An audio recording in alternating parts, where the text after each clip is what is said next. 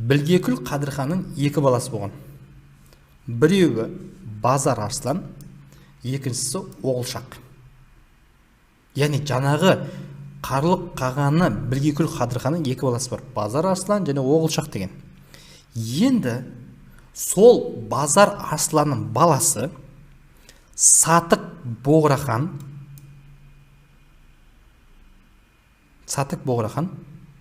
былай дейді. Қараңыздар, тыңдаңыздар. Яғни Базар Арсланның баласы Сатық Боғрахан дейді, Саманилерден ислам дінін қабылдап дейді, Оғылшақты жеңеді дейді.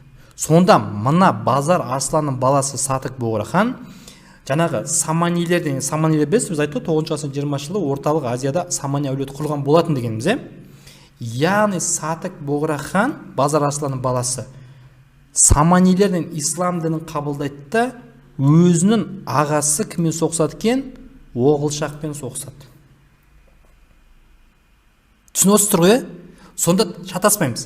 Яғни Қарлық Қағаны Білгекүл Қадырхан қанша баласы бар? Екі баласы бар. Базар Арслан және Оғылшақ. Осы Базар Арсланның баласы кім? Сатық Боғрахан. Яғни ол былай айтқанда жаңағы Білгекүл Қадырханның немересі. Осы Сатық Боғрахан Саманилерден ислам дінін қабылдайды, нәтижесінде кіммен соғысады? Өзінің ағасы, яғни былай айтқанда енді әкесінің ағасы ғой, енді әкесінің інісі болып тұрса, ағасы Оғылшақпен соғысады. Нәтижесінде екеуінің арасындағы соғыс шамамен 942 жылға дейін кетеді. Яғни былай айтқан кезде жаңағы 942 дейтін содан, яғни жаңағы Сатық Боғрахан мен Оғылшақтың арасындағы уақыттардың 2 жылдығы сол. Енді бұл Сатық Боғрахан өзінің ағасы Оғылшақты жеңеді. Нәтижесінде Қарлық Қағанатының орнына бізде енді Қарахан мемлекетінің негізін салады. Сонда біз түсініп отырмыз. Осы жерде өте мұқият болыңыздаршы, қайттан қайталаймын. Білгекүл Қадырханның, яғни Қарлық Қағаны Білгекүл Қадырханның екі баласы бар. Базар Арслан және Оғылшақ. Сол Базар Арсланның баласы, яғни Білгекүл Қадырхан немересі Сатық Боғрахан Саманилерден ислам дінін қабылдайды, соның нәтижесінде былай айтқан кезде өзінің ағасы кімге қарсы соғыса бастайды? Оғылшақтан соғысады. Екеуі соғысады, нәтижесінде Сатық Боғрахан өзінің ағасы Оғылшақты жеңеді. Қарлық Қағанатының орнына 2 жылдан кейін, яғни 942 жылы қай мемлекет негізін салады? Қарахан мемлекетінің негізін салады. Сонда уже логически ойланасыз. Значит, Қарахан мемлекетінің құрылуына ықпал жасаған қандай тайпалар екен? Жаңағы Қарлық тайпалары. Бұл жерде енді логикалық сұрақ құрастыра салады. Енді міне Сатық Боғрахан өзінің ағасы кіммен соғысып жатыр? Оғылшақпен сөйлесіп жатыр. Енді айтады ғой, ағасы бардың жағасы бар деп Қарахан мемлекетін құрған екен. Түсіндік қой? Сонда Сатық Боғрахан өзінің ағасы Оғылшақты жеңу арқылы бізде Қарлық Қағанатының орнына жаңа мемлекет, қандай? Қарахан мемлекетінің негізін құрады. Енді Қарахан мемлекеті қай жылдар өмір сүрді? Жалпы Қарахан мемлекеті 942 жылдан бастап 1212 жылға дейін өмір сүрген. Яғни 3 ғасыр бойы өмір сүреді. Яғни 3 ғасыр өмір сүрген. Яғни Қарахан мемлекеті Жетісу аймағында 3 ғасыр өмір сүрген. Енді территориясы қай жерде алып жатыр? Міне картаға назар аударыңыз. Мәуереннахрдан басталады.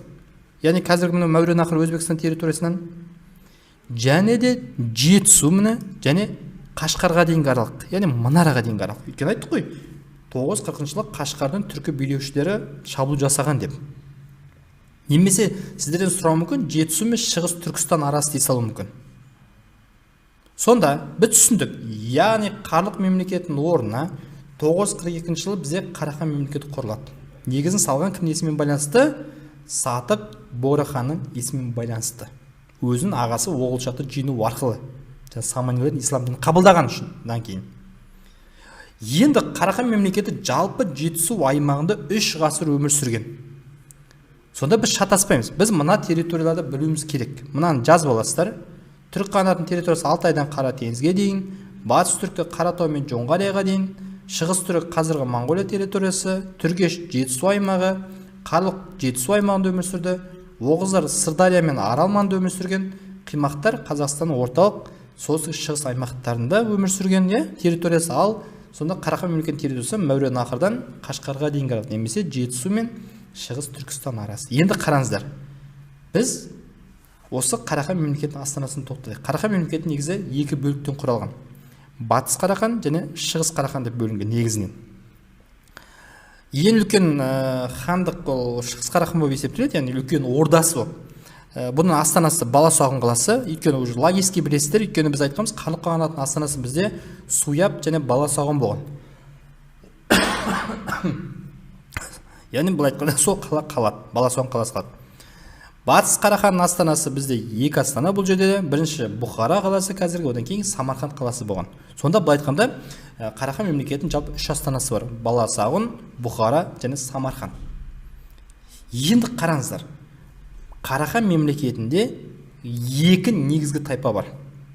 Ол Жігіл және Яғма деген тайпа. Біз шатаспаймыз. Қарахан мемлекетіндегі негізінен екі тайпа бұл айтқанда билікке таласқан бір бөлім. Ол Жігіл және Яғма тайпалары. Енді қараңыздар, мына карта қарасаңыздар, Қарахан мемлекеті екі бөліктен тұрады. Мына Батыс Қарахан деп тұр және Шығыс Қарахан деп тұр. Байқадыңыздар ғой картада?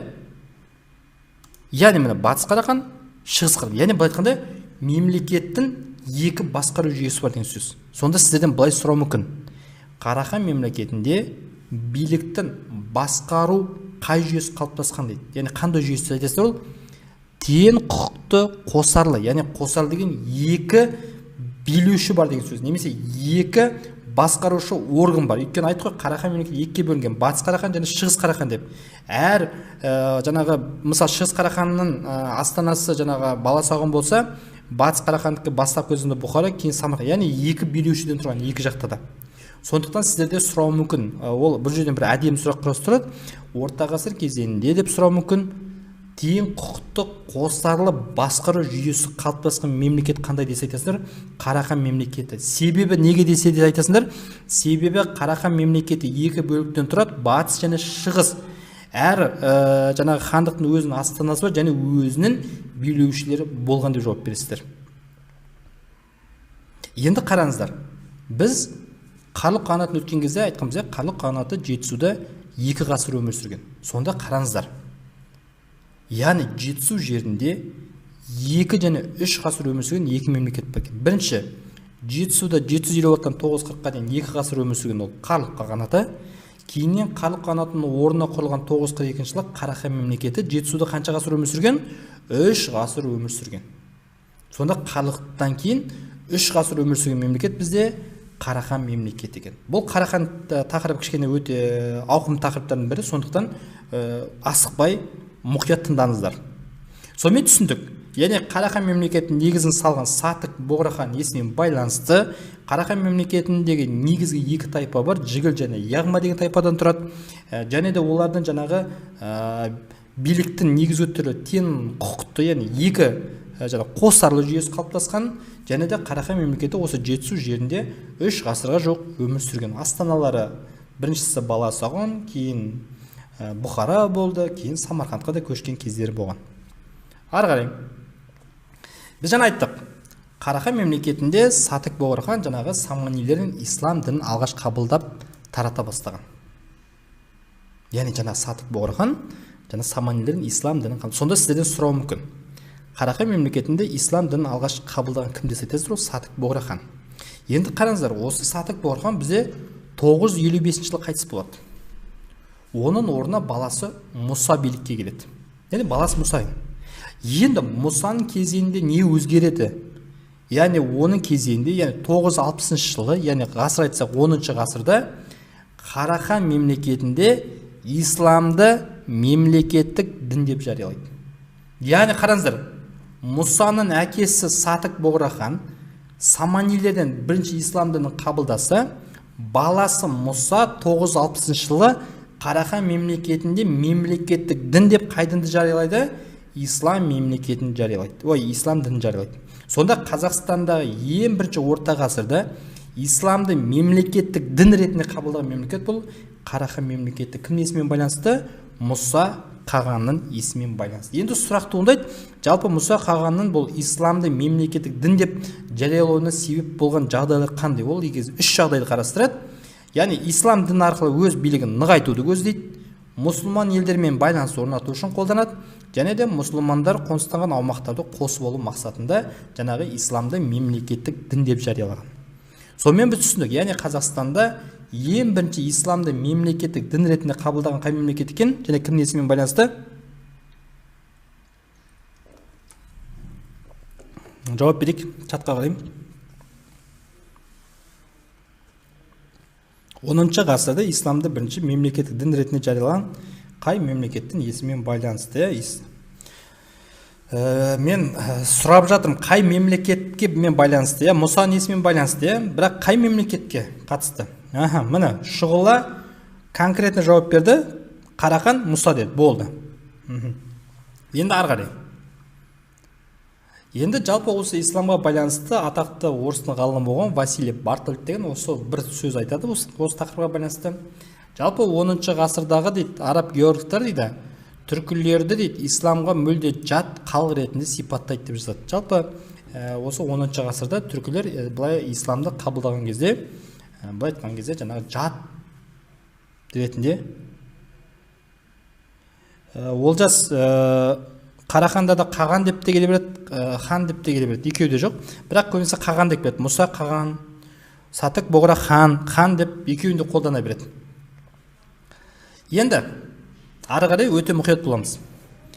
Біз жаңа айттық, 9 ғасырдың 20 жылдары орталық Азияда бізде қандай әулет құрылып берді? Самани әулеті құрылған болатын. Және де жаңағы Сатық Боғра хан осы саманилердің ислам дінін алып өзінің ағасы Оғылшақты жеңген болатын. Кейіннен баласы Мұса билікке келеді. Ол исламды мемлекеттік дін деп жариялайды. Енді 999 жыл дейді. Яғни 999 жылда қарахандықтар орталық Азиядағы дейді Самани мемлекетін талқандайды. Сонда былай айтқан кезде жаңағы бастап кезінде бүйтіп ойлайықшы көз алдымызға, қарахандар мен саманилер бірге болса, ал енді 999 жылы сол саманилердің түбіне кім жеткен екен? Жаңағы қарахандықтар жеткен екен. Сонда былай айтады, 999 жылы қарахандықтар орталық Азиядағы Самани мемлекетін талқандайды. Міне, Самани мемлекетінің территориясы қызылмен тұр. Назарға аударамыз. Міне. Және соны талқандау арқылы дейді, өзінің территориясын Амударияға жеткізді. Міне, Өзбекстанға дейін жеткізген. Кімдерді жеңу арқылы? Саманилерді жеңу арқылы. Кейіннен Самани мемлекетінде жаңағы былай айтқанда бөлшектеніп кетті, оның орнына Ғазнауи деген мемлекет пайда болады. Қазіргі Ауғанстан оңтүстігінде өмір сүрген Ғазнауи деген. Енді қараңыздар. Яғни 999 жылы қарахандықтар кімді талқандайды? Кімді талқандайды? Самани әулетін талқандайды. Сөйтеді қай жерді қосып алады? Қазіргі Амудария, яғни Өзбекстан территориясын қосып алады. Кейіннен Самани мемлекетінің орнына тағы да бір Ғазнауи деген мемлекет пайда болады. Енді айтады, жалпы осы Өзбекстандағы Амудария өзені бар, білесіңдер ғой? Бізде аралға екі өзен құяды, Қазақстан тарапынан Сырдария, Өзбекстан тарапынан Амудария. Осы Амудария өзені дейді, мына қарахандықтармен, міне карта қараймыз, және Ғазнауилердің арасындағы негізгі шекара болып есептелінеді. Яғни былай айтқанда, Амударияның бер жағынан бастап Қарахан мемлекетінің территориясы басталады, ары қарай Ғазнауи мемлекетінің территориясы есептелінеді. Яғни былай айтқанда, Амудария өзені сол екі мемлекеттің ортасында шекараның белгісі ретінде болған. Кейін білесіңдер, Ғазнауи мемлекетінің орнына бізде енді Хорезм мемлекеті құрылған. Сонда түсіндіңіздер ме? Яғни бастапқы кезеңде Қарахан мемлекетінің жаңағы негізін салушы Сатық Боғра хан саманилердің ислам дінін қабылдау арқылы өзінің ағасы Оғылшақты жеңіп шықса, кейін Мұса келеді. Мұсадан кейін биліктен бұл жерде істеді, қаған атын сұрамайды. 999 жылы осы қарахандықтар орталық Азиядағы Самани әулетін талқандайды. Сонда былай айтқанда, Самани әулетін өмір сүрін тоқтатқан біздің Қарахан мемлекеті. Енді қараңыздар.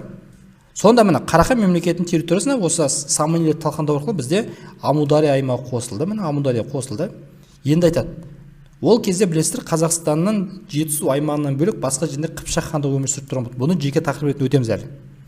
Яғни айтады, осы Қыпшақтармен мына Қарахан мемлекетінің солтүстік территориясы дейді, мына Балқаш көлі және Алакөлмен шекаралас болды дейді. Бұл айтқан кезде Балқаш пен Алакөлдің ар жағында Қыпшақ хандығының территориясы, бер жағында Қарахан мемлекетінің территориясы болды. Сонда айтып отыр ғой жаңа, Қарахан мемлекеті мен Қыпшақ хандығы арасындағы солтүстік шекара Балқаш және Алакөлдің бойымен өтті. Міне картаға назар аударсаңыздар, міне тұр.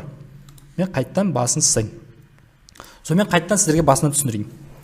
999 жылы, міне өшірейін қайтадан. Міне қайттан бастайын. Қарахандықтар кімді талқандайды? Мына Саманилер талқандайды.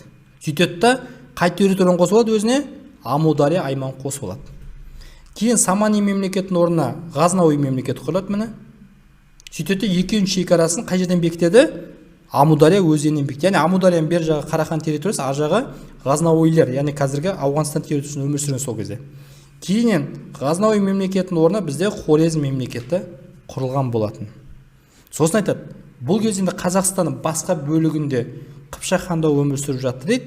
Сол Қыпшақтар мен жалпы Қарахан мемлекетінің шекарасы қай жерде түйіскен дейді? Жаңағы Балқаш көлімен, міне Балқаш көлімен, мынау Алакөлдің бойымен не істейді? Өтті дейді. Сонда екеуі шекарасы, яғни Балқаштан ары қарай Қыпшақтың территориясы, Балқаштан бері қарай Қарахан мемлекетінің территориясы. Осы жер түсінікті болды ма? Кім плюс қойыңыздар? Кімге түсінікті болды? Түсінбесеңіздер, айтсаңыздар болады. Қайта түсіндіріп беремін.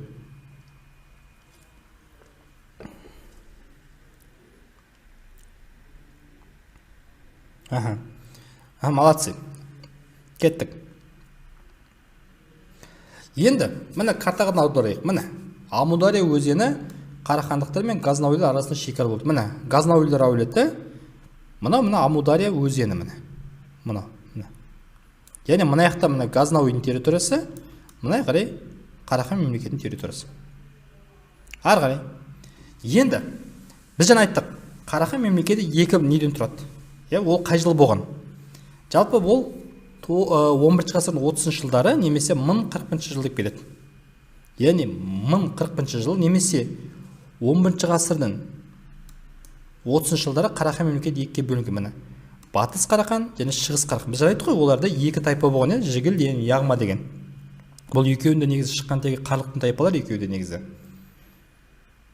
Түсіндік қой, сонда Қарахан мемлекеті екіге қашан бөлінген? 1041 жыл немесе 11 ғасырдың 30 жылдары.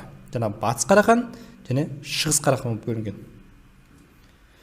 Мына Батыс Қараханның территориясы қазіргі Мәуереннахр, яғни ол дегеніміз қазіргі Өзбекстан территориясы. Шығыс Қараханның территориясы бізде ол қазіргі Жетісу аймағы және Қашқар аймағы. Яғни 1041 жылы немесе 11 ғасырдың 30 жылы Қарахан мемлекеті екіге бөлінеді. Батыс Қарахан, Шығыс Қарахан. Батыс Қарахан ол қазіргі қай мемлекеттің территориясы? Мәуереннахр дейді, немесе қазіргі Өзбекстан мемлекетінің территориясы дейікші.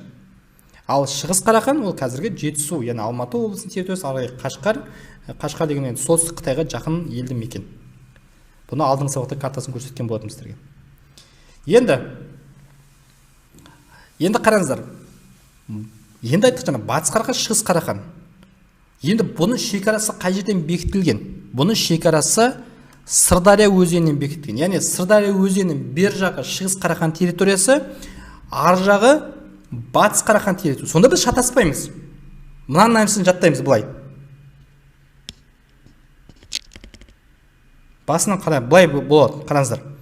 Яғни 999 жылы Қарахандар Саманилер талқандайды да Амударияны өзіне қосып алады. Яғни қазіргі Өзбекстан территориясын қосып алады. Кейіннен Саманилер әулетінің орнына былай айтқанда Ғазнауи деген әулет пайда болады. Мемлекет. Сөйтеді екеуі шекараны бөледі, айтады, давайте шекараны бөлейік дейді. Сонда айтады. Яғни Ғазнауи мен, яғни сен шекараң мен, мен шекарамның арасын давай Амудария өзенінен бөлек дейді. Яғни Амудария Өзбекстанда өзен. Түсінесіздер, ол Ғазнауи мен Қарахан мемлекетінің арасында шекара ретінде. Енді айттым жаңа 1041 жыл немесе 11 ғасырдың 30 жылдары енді Қарахан мемлекеті өзі екіге бөлінеді. Бастапқы кезінде бірдей болған екеуі. Жаңа 999 өзі Қарахан бір мемлекет болып өмір сүреді, ал 1041 жылы екіге бөлінеді. Батыс Қарахан және Шығыс Қарахан. Сөйтеді, бұл жерде шекараны қай өзеннен бөліп тастайды? Яғни Сырдария өзенінің мына беті Шығыс Қарахан, мына беті Батыс Қарахан болып есептелінеді. яғни батыс қараған қазіргі Мәуереннахр территориясы немесе Өзбекстан, ал шығыс қараған қазіргі Жетісу мен Қашқар аймағы. Енді жалпы Қарахан мемлекетінің негізін өмір сүруін тоқтатқан бұл бізде кейін тағы да қарастыратын боламыз. Бұл 1213 жылы шығыс Қараханды Наймандар күшлік кеп талқандайды. Бұны тағы да өтетін боламыз.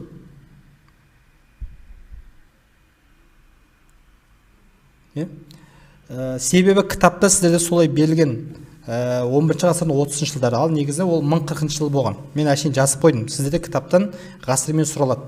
11 ғасырдың 30 жылдар деп. Яғни Қарахан мемлекетін құлатқан кімдер деген сұрақ келеді сіздерде. Ол 1213 жылы Қарахан мемлекетінің шығыс аймағын Наймандар кеп талқандайды. Ал 1212 жылы мынау Хорезм мемлекетінің билеушісі Мұхаммед деген келеді, ол батыс Қараханды кеп талқандайды. Және мына жақтан келеді. Сонда жалпы былай айтқан кезде Қарахан мемлекетін өмір сүру тоқтатқан бізде екі мемлекет. Біреуі шығыстан Наймандар кеп, яғни күшлік кеп талқандайды. Оны тағы да өтетін боламыз әлі. Және де батыс Қараханды былай айтқанда кім басып алған? Хорезм мемлекетінің билеушісі Мұхаммед басып алған болатын. Сонда жалпы Қарахан мемлекетін құлатқан кімдер? Олар Хорезм мемлекеті мен Найман мемлекеті өседі. Немесе шығыс Қараханды кім басып алды? Наймандар басып алған, ал батыс Қараханды кім басып алды? Ол Мұхаммед басып алған. Түсінікті ғой, Енді Қарахан мемлекетіндегі жалпы ескерткіштер. Қарахан мемлекетіндегі ең үлкен сәулеткерлік ескерткіштер, бұлар бізде білесіздер, Жамбыл облысында, Тараз қаласын білесіздер. Осы Тараз қаласынан 18 километр жерде бізде екі кесене бар. Осы Қарахан кезеңінің ең үлкен ескерткіштері. Біреуі Айша бибі кесенесі, екінші Бабажа хатун кесенесі. Бұлар Қарахан дәуірінің кезеңіне жатады. Сол кезде соғылған. Және де сіздер білетін ол Тараздағы Қарахан кесенесі. Енді сонда айтқанда Қарахан кезеңіндегі сәулеткерлік ескерткіштер ең атақтысы 3 ескерткіш бар.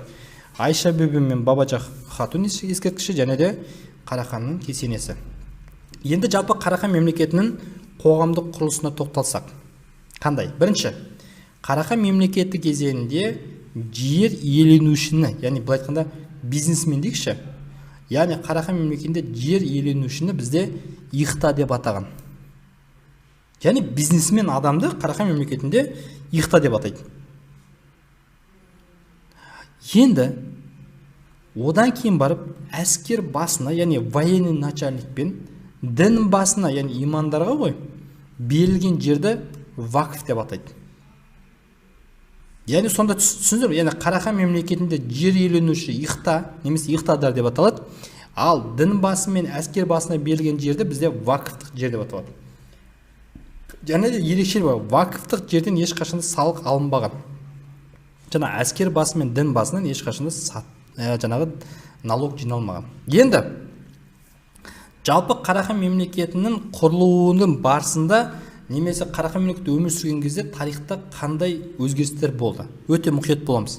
Бұл контекстте келіп қалуы мүмкін сіздерге деп ойлаймын. Қарахан мемлекетінің тарихта алатын орны немен ерекше? Бірінші, бұл кезеңде түркілерде отырықшылану процесі басталған. Яғни Қарахан мемлекеті кезеңінде түркілер қандай кәсіппен айналыса бастады?